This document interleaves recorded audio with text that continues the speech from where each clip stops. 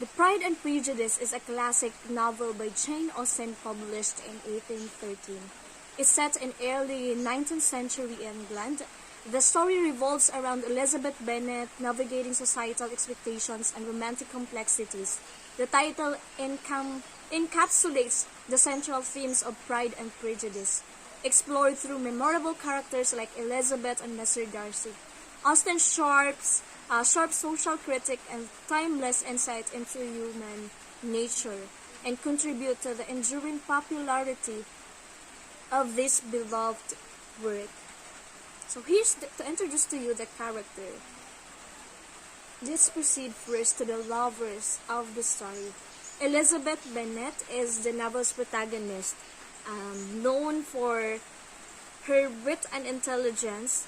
She navigates societal expectation and prejudices, ultimately finding love with Mr. Darcy. So Mr. Darcy, or Fitzwilliam Darcy, initially perceived as proud and aloof, Mr. Darcy undergoes character development and falls in love with Elizabeth. He represents the upper class and societal lords. Jane Bennet and Mr. Bingley. So, usapod sila sa lovers, na story. Jane Bennet is Elizabeth's elder sister. So, isa niya sa kamagulangan nga igsuon ni Elizabeth or ni Lizzie. Known for her beauty and kindness, she becomes involved with Mr. Bingley. Mr. Bingley is a wealthy and amiable gentleman who falls in love with Jane Bennet. His friend is Mr. Darcy. So, best friend sila ni Mr. Darcy. So, Mr. Collins is a clergyman and distant relative to the Bennet family. He proposes to Elizabeth but eventually marries her friend, Charlotte Locas. So, si Charlotte Locas is Elizabeth's friend who marries Mr. Collins for financial security, highlighting societal pressures on women. Mrs. Bennet and Mr. Bennet. So, Mrs. Bennet is the somewhat frivolous and marriage-focused mother of the Bennet sisters. So, si Mrs. Bennet, isa siya sa iyang mama siya nila ni Jane o ni Elizabeth, but nag-focus siya sa kanang kung kinsa dapat ang diri ana story, nag-focus siya sa kung kinsa dapat ang minyuan sa iyahang mga anak. So si Mr. Bennet naman is the witty yet somewhat detached father of Bennet family. So si George Wickham is a handsome fortune-hunting militia officer. Wickham's good looks and charms attract Elizabeth initially, but Darcy's revelation about Wickham's disreputable past clues her into his true nature and simultaneously draws her closer to Darcy. So Lydia is the youngest and most flirtatious, is the most flirtatious Bennet sister. So Kitty Bennet is another sister sa family ni Elizabeth. So Mary Bennet is the bookish and moralistic Bennet sister. So hilig ra ni siya magbasa, and kanipod si Lydia mo ni siya ang pinaka pag makakita og lalaki, grabe makakilig-kilig. Basta siya sa tanan silang igsuon, siya gid ang flirtatious Bennet nga sister. A wealthy and domineering aristocrat. So, mauni siya si Lady Catherine de Bow. Si Mr. and Mrs. Gardiner. So, ako siyang gi-include, bisan dili sila kaayo but ako siyang gi-include because they are the sensible and caring uncle and aunt of the Bennet sisters. So the settings here, the main settings in Pride and Prejudice are a series of homes and estates, including Longbourn, Netherfield Park, Rosings, and Pemberley. So the plot here, so here's the exposition. The novel introduces the Bennet family particularly the five Bennet sisters, and the social expectations and pressure of the early 19th century English in which they lived. The arrival of the wealthy Mr. Bingley in the neighborhood sets the stage for the story. In the quaint village of Longbourn, the Bennet family takes center stage. Mr. and Mrs. Bennet engage in spirited conversation about the arrival of Mr. Bingley, a wealthy and eligible bachelor. Mrs. Bennet, fueled by her desire to secure advantageous marriages for her five daughters, sets the tone for the novel's exploration of societal expectation and familial pressures. So, kani si Mrs. Bennet, ang mama nila ni Elizabeth, grabe gud kay siya, kay ang iya ra jud gipangandoy no, kay ang iyahang mga anak dapat makaminyo og mga dato, anak mo gid iyang gusto. And in the Bennet household, a lively discussion unfolds between Mr. and Mrs. Bennet. Mrs. Bennet, driven by her relentless pursuit of advantageous marriages for her five daughters, eagerly anticipates the arrival of Mr. Bingley in the neighborhood. The Bennet family's financial situation and the lack of male heirs intensify the urgency of finding suitable matches. So, tungod sa ilahang dili man sila kaayo ingon anak kadato, so mo pod nang gusto sa most of nang gusto sa mama ni Elizabeth sa five mag-sister. Mo pod iyang gusto nga dapat ang ihang mga anak makaminyo jud og mga dato, and the urgency of finding suitable matches. So, setting the stage for the novel's exploration of societal expectation and the challenges faced by Bennet sisters, the night of the Meryton Assembly has everyone excited in the village hall. The Bennet sisters, each with their own personalities, navigate the social scene.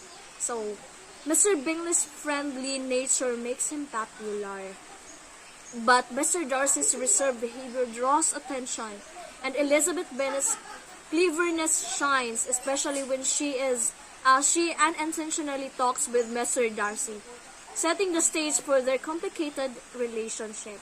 In the beautiful scenery, Mr. Bingley is drawn to Jane Bennet's kind personality. So they dance and exchange looks, hinting at budding romance. So meanwhile, Mr. Darcy's dislike for the local society, especially Elizabeth, becomes clearer, and Elizabeth in response keeps her initial negative opinions about Mr. Darcy, leading to tension and misunderstanding in their dynamic. So at the ball, Mr. Bingley's ang ball kan mo na gasayo sila dira kanang na sila ka partner to dance with, and Mr. Bingley's affection for Jane Bennet, one of the Bennet sisters, becomes more noticeable. So si Mr. Bingley kag gusto gid siya kag Bennet, arang gwapahag gyud kaayo ni Jane Bennet. So nakaano siya nga grabe gud kaayo siya kag gwapa gyud. Tapos through his actions and interaction, it becomes clear to both the characters and the readers that he is developing romantic feelings for Jane. This sets the stage for a potential romantic subplot between Mr. Bingley and Jane. So at the same time, Mr. Darcy, who seemed distant at first, starts to really like Elizabeth Bennet. So murag sa pinakauna kay dili pa kay kantong pinakauna na ball na first met nila or first nga nakita ni Mr. Darcy si Elizabeth, dili pa kaayo siya nagapansin, tapos murag something ako nakita mo dito kay wala siya subtitle ba, pero ang ako na subtitle dito kay si Mr. Darcy si Miss Elizabeth nag-offer siya kang Mr. Darcy to nga magkuan sila dance together, but pero kay feel distant man kaayo si Mr. Darcy ato hilumon pa kaayo siya dili siya sociable nga pagkatao. This adds complexity to the story and suggesting that Mr. Darcy and Elizabeth might have a romantic connection, even though they come from different social backgrounds. So even though he had doubts, Elizabeth's smart humor and independence charmed him. So the ball becomes a stage where societal expectations class differences, and personal emotions coverage and interact.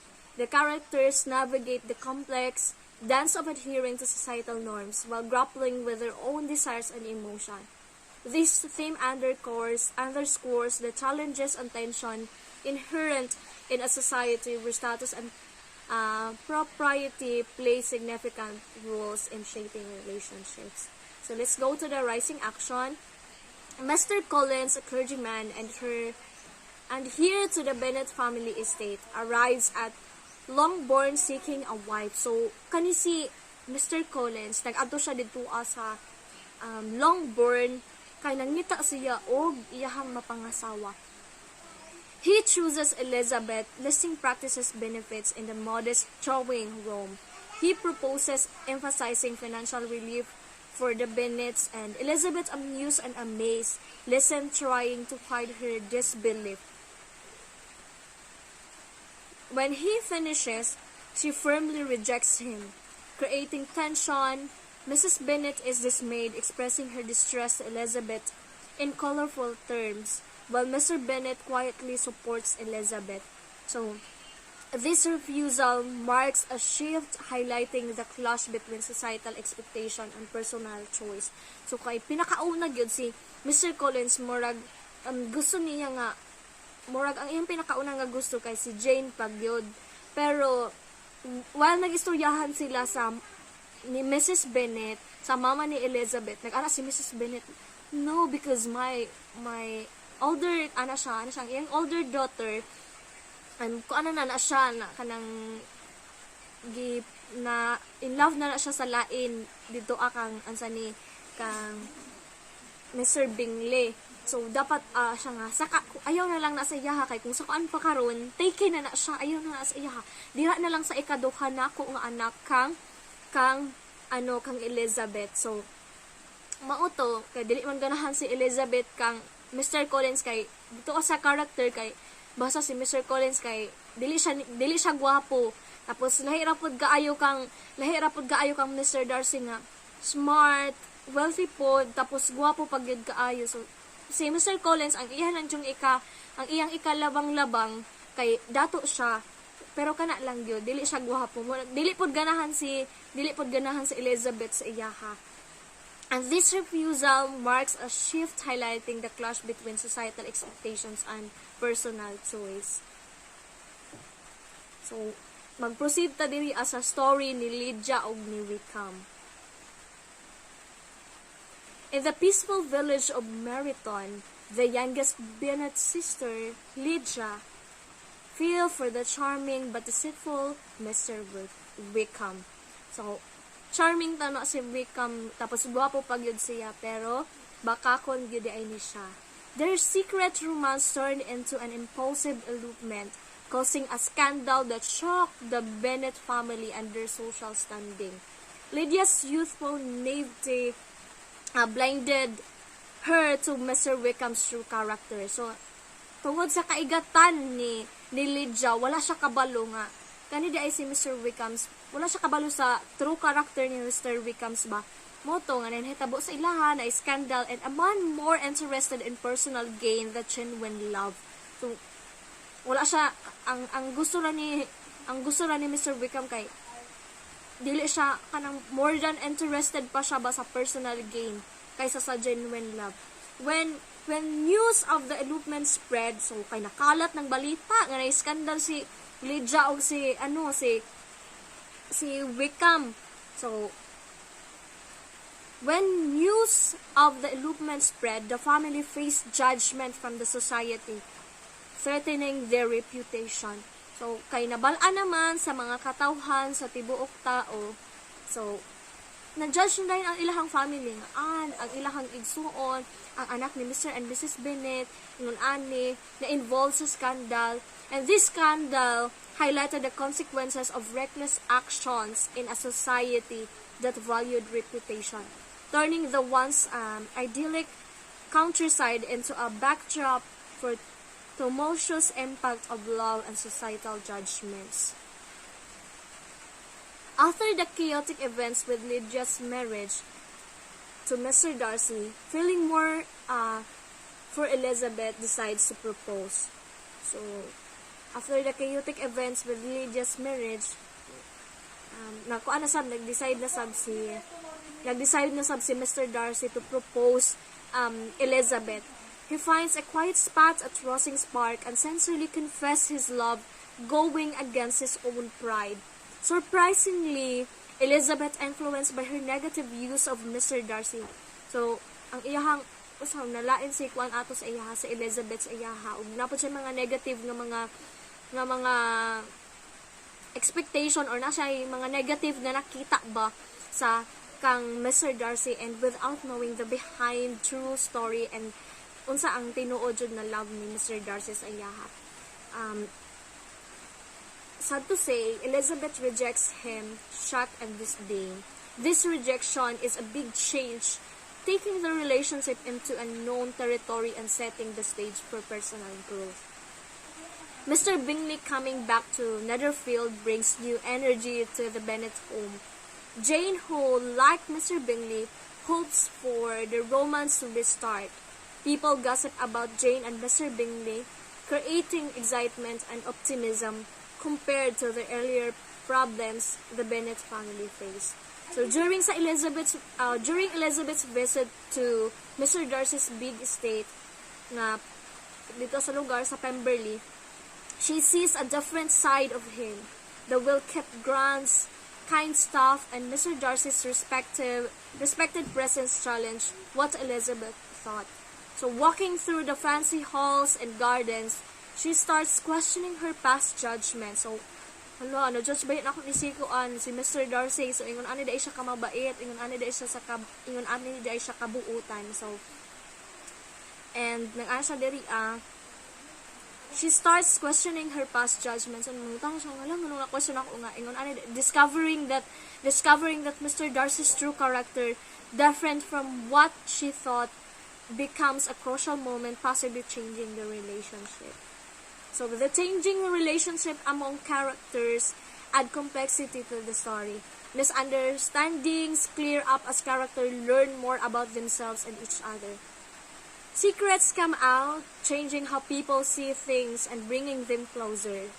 Characters grow from their experiences and shaping the web of relationship in the story. The Bennet family are the emotional core of this phase. The story becomes a mix of connected stories, creating a detailed picture of love, society, and even personal growth. So here's the climax of the story. In the town of Meryton, where gossip was a common as afternoon tea. So daghang mga chismosa dito mga marites. So, ito ang mga chismis. Jane Bennet's budding romance with Mr. Bingley hit a snag. Enter Mr. Darcy, the mysterious figure whose interference changed the course of love.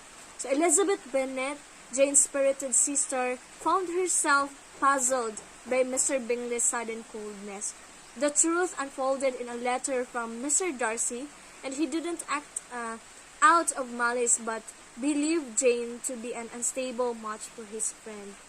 So, si Mr. Darcy, murag dili kayo siya buto kang Jane sa iyahang friend nga si Mr. Bingley. So, as Elizabeth read, a shockwave of realization hit her, and Mr. Darcy, through fluid, was motivated by misguided concern. Her once clear-cut judgment of him blurred into uncertainty. The revelation not only reshaped her view of Mr. Darcy, but also forced her to reconsider the intricate dance of love and societal expectations. The Bennet family faced a crisis when Lydia eloped with Mr. Wickham. Their honor was on the line, and Mr. Darcy, secretly in love with Elizabeth, took it upon himself to fix the mess.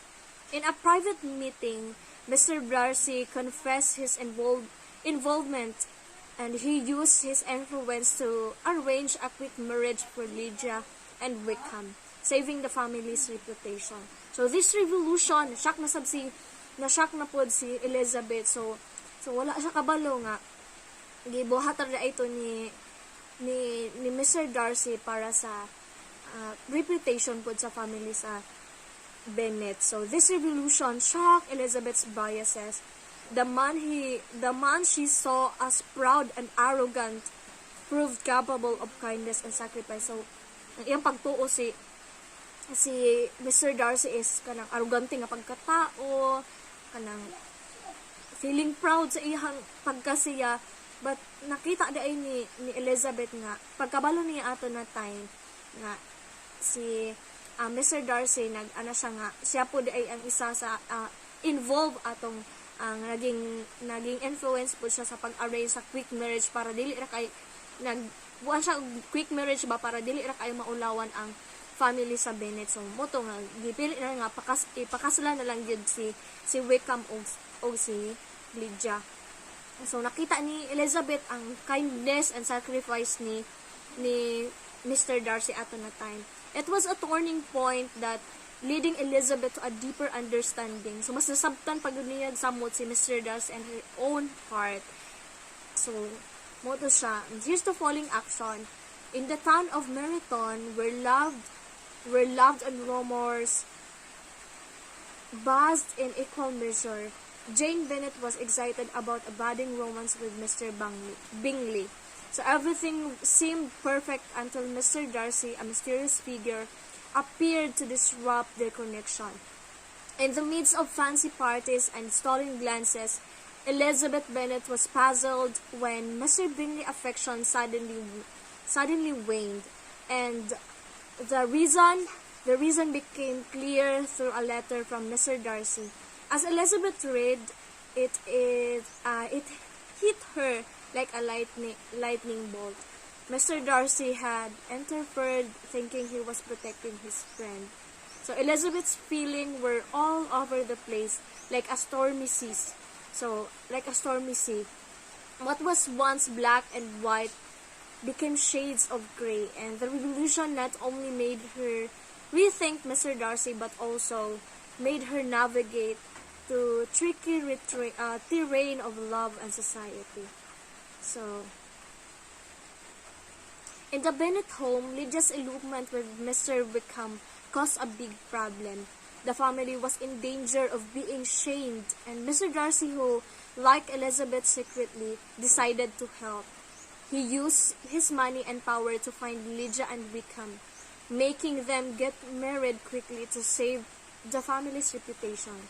So this revolution about Mr. Darcy's action made Elizabeth rethink what she thought about him. It was like a light shining on a different side of his character, and in a quiet talk, he explained how he had worked behind the scenes to fix things. Elizabeth had to decide how she felt surprised and grateful or still doubtful. This moment changed their relationship. Elizabeth, who used to see Mr. Darcy as proud and distant, now saw him as someone who could be kind and do things for others, even if it meant going against what society thought was right. So the story was at a turning point, moving toward a different and maybe happier ending. So in the aftermath of the big revelations, the characters had a lot to deal with, and Elizabeth, armed with a new understanding of things, took time to think about herself and her feelings. This was like a journey of looking inside herself, trying to figure out what love meant in the midst of society expectation. So, at the same time, Mr. Darcy knew that people now knew about what he did, and it was a moment of facing up to his actions and wanting to make things right. His character, which used to be mysterious and now showed vulnerability, he genuinely wanted to fix things and redeem himself. So the relationship and the story were put to the test, and Jane and Mr. Bingley had to deal with misunderstandings, and Elizabeth had to figure out her place in her family, and it was like a hard test for everyone. So conversations happened, and it was like a careful dance where people talked to clear up the misunderstanding that had messed things up. This was a crucial step in the characters finding a resolution. So the story was moving toward an ending where love would win over Pride and Prejudice, where everything would hopefully come together in a good way. So in conclusion, as the story drew to its close, everything fell into place for Elizabeth and Mr. Darcy. Their journey involved discovering a deeper connection beyond societal expectations. Mr. Darcy, once seen as proud, revealed a softer side, and Elizabeth learned to see him in a new light. It wasn't just a love story. It was a tale about breaking free from old-fashioned rules and letting hearts decide.